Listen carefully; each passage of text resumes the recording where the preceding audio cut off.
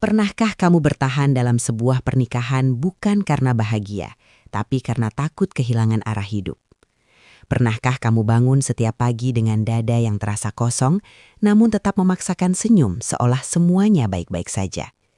Fahira pernah berada di titik itu. Ia bertahan bukan karena tidak tahu bahwa hatinya terluka, tapi karena ia terlalu percaya bahwa cinta, jika disabari, akan menemukan jalannya sendiri. Setiap malam, saat dunia terlelap, Fahira sering bertanya pada cermin, apakah aku masih istri yang dicintai atau hanya perempuan yang sedang ditoleransi keberadaannya? Namun tak pernah ada jawaban. Yang ada hanya napas panjang, air mata yang ditahan, dan keyakinan rapuh bahwa besok mungkin akan lebih baik. Inilah kisah Fahira, perempuan yang bertahan terlalu lama, mencintai terlalu dalam, dan berharap pada orang yang perlahan melupakannya. Assalamualaikum warahmatullahi wabarakatuh. Kisah ini kami sampaikan bukan untuk menghakimi, melainkan untuk menemani. Jika kamu sedang berada di fase hidup yang serupa, merasa tidak dipilih, tidak diperjuangkan, namun masih mencoba bertahan, semoga cerita Fahira bisa menjadi teman di kesunyianmu. Jangan lupa untuk subscribe channel ini, agar kamu tidak sendirian menelusuri kisah-kisah yang lahir dari luka, bertumbuh dari kesabaran, dan berakhir pada pelajaran hidup. Karena terkadang, satu cerita bisa menjadi pelukan paling hangat bagi hati yang lelah. Sholawat serta salam semoga tercurah kepada Nabi Muhammad, teladan terbaik dalam mencintai, bersabar, dan menjaga amanah hati. Fahira sering melantunkan sholawat itu dalam diamnya. Bukan karena ia paling taat, tapi karena di sanalah ia menemukan ketenangan. Di atas sajadah, Fahira berbisik, "Ya Allah, kalau ini masih rumahku, jaga hatiku di dalamnya. Tapi jika bukan, kuatkan aku untuk menerima." Doa itu terus ia ulang, meski hatinya mulai ragu. Apakah Tuhan sedang mengajarinya bertahan, atau justru mempersiapkannya untuk melepaskan? Fahira menikah dengan keyakinan sederhana. Ia tidak menuntut cinta yang mewah, tidak berharap hidup yang sempurna. Baginya kesetiaan adalah rumah dan kejujuran adalah pintu pulang. Ia percaya selama dua orang saling menjaga, badai sebesar apapun akan bisa dilewati bersama. "Aku nggak minta kamu jadi sempurna," katanya suatu hari pada suaminya. "Cukup jangan tinggalkan aku sendirian dalam pernikahan ini." Saat itu, Fahira masih percaya pada janji, masih yakin bahwa sabar bukanlah kebodohan, melainkan bentuk cinta paling dewasa. Ia memilih menutup mata pada hal-hal kecil yang mengganggu hatinya. Pesan singkat yang disembunyikan, perubahan sikap yang tak lagi hangat. Karena ia percaya, rumah tidak boleh runtuh hanya karena prasangka. Sampai suatu hari, kebenaran datang tanpa aba-aba. Tidak berteriak, tidak menghancurkan rumah secara langsung, tapi merobohkan hati Fahira pelan-pelan. Pengkhianatan itu nyata, terbukti, berulang, dan menyakitkan. Bukan sekadar kesalahan sesaat. Fahira ingat betul bagaimana tangannya gemetar saat membaca pesan itu. Dadanya sesak, kepalanya berdenyut, dan dunia seakan berhenti berputar. "Mungkin aku salah paham," bisiknya pada diri sendiri.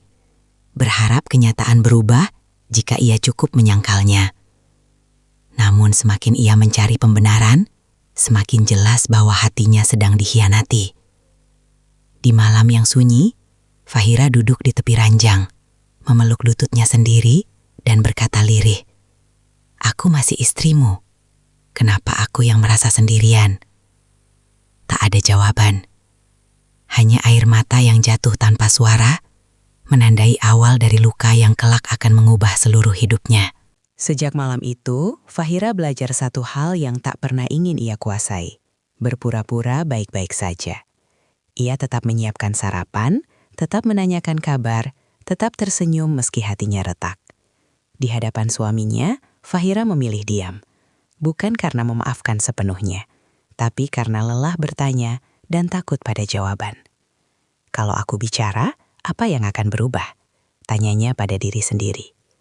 Setiap malam, ia menunggu suaminya tertidur lebih dulu agar air matanya bisa jatuh tanpa saksi. Ia tidak ingin menjadi perempuan yang terus menuntut, karena ia percaya cinta sejati seharusnya tidak perlu dipaksa untuk setia.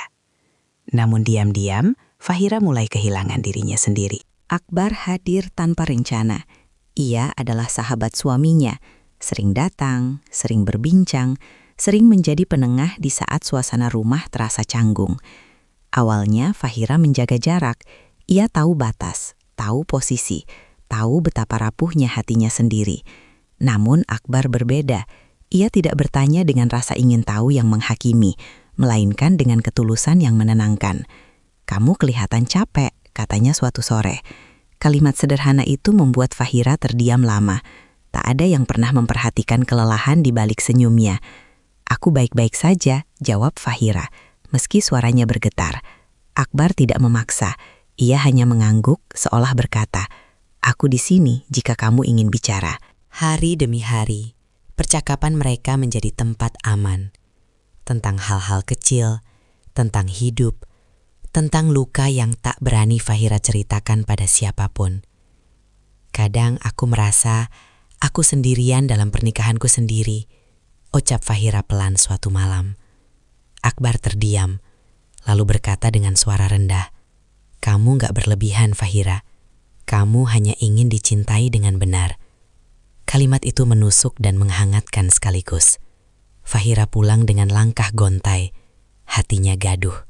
"Ini salah," katanya pada diri sendiri. "Aku tidak boleh merasa nyaman pada laki-laki lain." Namun untuk pertama kalinya setelah sekian lama, Fahira merasa didengar, bukan sebagai istri, tapi sebagai manusia. Fahira mulai berperang dengan perasaannya sendiri.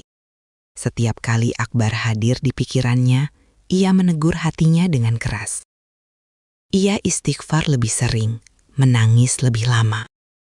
"Ya Allah, aku tidak ingin jatuh pada kesalahan," bisiknya di atas sajadah. Tapi perasaan tidak selalu tunduk pada niat baik. Akbar tidak pernah merayu, tidak pernah menyentuh, tidak pernah melampaui batas secara fisik. Namun kehadirannya membuat Fahira merasa hidup kembali. "Apakah salah jika aku merasa bahagia saat didengarkan?" tanyanya berkali-kali. Dan pertanyaan itu justru menjadi awal dari jawabannya yang paling menyakitkan. Malam itu, Fahira menangis lebih keras dari biasanya. Akbar menemukannya duduk sendiri, wajahnya pucat, matanya sembab. "Aku capek," ucap Fahira lirih. "Aku capek jadi kuat sendirian." Akbar menatapnya lama, lalu berkata dengan suara bergetar, "Kalau kamu jatuh, aku akan menangkapmu." Fahira menggeleng, air matanya jatuh. "Jangan bilang begitu, aku bisa salah paham." Akbar menarik napas panjang. "Aku serius, aku melihatmu, dan aku memilihmu." Kalimat itu seperti cahaya di tengah gelap. Indah, hangat, tapi berbahaya. Fahira menutup wajahnya dengan kedua tangan. Ia tahu, sejak detik itu, hidupnya takkan pernah sama. Keputusan itu tidak lahir dari satu malam. Ia tumbuh dari luka yang dibiarkan terlalu lama, dari hati yang terus-menerus diabaikan. Fahira menatap cincinnya lama, seolah berbicara pada masa lalu yang pernah ia jaga dengan sepenuh jiwa. "Aku sudah berusaha," bisiknya. Bukan marah, bukan dendam, hanya lelah. Akbar tidak memaksanya pergi, tidak pula mendesaknya memilih. Namun kehadirannya menjadi keberanian yang Fahira butuhkan. "Aku gak mau kamu tersakiti lagi," ucap Akbar. Fahira mengangguk, air mata jatuh. "Aku juga gak mau terus hilang di hidupku sendiri." Mereka memilih hidup bersama dengan keyakinan yang rapuh tapi jujur. Dunia seakan berhenti memperhatikan, hanya ada mereka dan harapan. Hari-hari awal dipenuhi tawa yang canggung, kebahagiaan yang terasa baru. Fahira bangun pagi tanpa takut disakiti oleh janji kosong. "Rasanya aneh," katanya sambil tersenyum. "Aku merasa dipilih." Akbar menatapnya lembut. karena kamu memang pantas." Kalimat sederhana itu membuat Fahira percaya bahwa semua yang ia korbankan tidak sia-sia. Rumah kecil mereka menjadi tempat pulang yang hangat.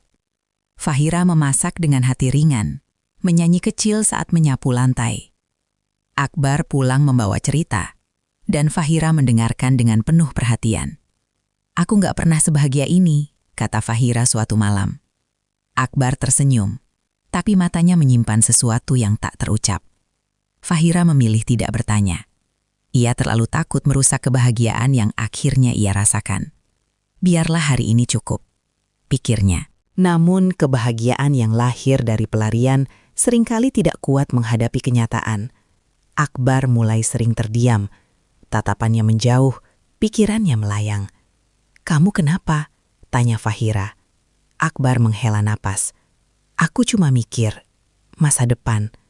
Kata itu membuat jantung Fahira berdegup tidak menentu. "Kita punya masa depan," katanya cepat, seolah meyakinkan diri sendiri. Akbar mengangguk, tapi senyumnya tak lagi setegas dulu. Fahira mulai berdoa dengan cara yang berbeda. Bukan lagi meminta kebahagiaan, melainkan kepastian. Di sepertiga malam, ia berkata lirih, "Ya Allah, kalau dia bukan takdirku, jangan biarkan aku terlalu lama berharap." Namun di siang hari, Fahira tetap berharap. Ia menggenggam tangan Akbar dan berkata, "Aku di sini, aku pilih kamu." Akbar membalas genggaman itu, tapi keheningannya menjadi jawaban yang tak berani Fahira tafsirkan. Hari itu datang tanpa tanda khusus. Tidak ada hujan, tidak ada petir, hanya langit yang terasa lebih berat dari biasanya. Fahira bangun dengan dada yang sesak, seolah hatinya sudah tahu sesuatu yang pikirannya belum siap menerima. Akbar tampak lebih pendiam dari biasanya. Ia menghindari tatapannya, sibuk dengan pikirannya sendiri. "Kita bicara nanti ya," kata Akbar singkat. Fahira mengangguk, meski tangannya dingin.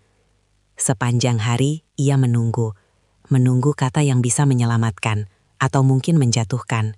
Apapun itu, pikir Fahira, asal jangan menggantung. Malam tiba, dan keheningan menjadi saksi.